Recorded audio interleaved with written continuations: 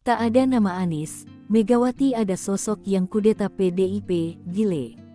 Pastikan 13 calon gubernur. Sinyal jika PDIP akan mengusung Anies menguat, sebab PDIP belum mengumumkan calon gubernur DKI Jakarta.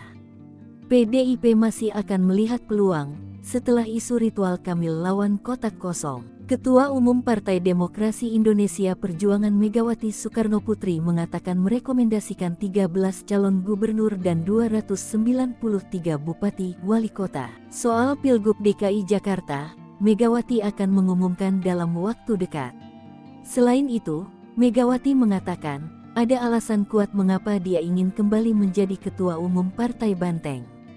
Sebab ada sosok yang ingin mengkudeta PDIP. Megawati awalnya dia memang ingin pensiun. Sebab ia mengibaratkan dirinya barang antik karena berumur 77 tahun. Namun dia tak bisa bersantai, karena diminta menjadi pemimpin partai oleh para kader PDIP. Aku bilang sama Hasto, gue pikirin dulu ya, tuh.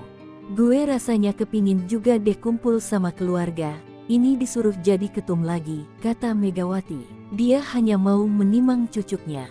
Namun saat tahu ada sosok yang ingin mengambil PDIP, dia akan bertahan. Sudah begitu sekarang ada orang mau mengambil pula, PDI Perjuangan. Aih gawat, hehehe, gile, wartawan tulis, gile. Dia enggak mengerti harga kehormatan, ucap Megawati. Megawati meminta para kadernya untuk mengikuti pada perintahnya jika dia kembali menjadi ketua umum. Megawati juga menyatakan tidak takut dengan orang yang ingin merebut partai yang telah dia pimpin selama puluhan tahun itu.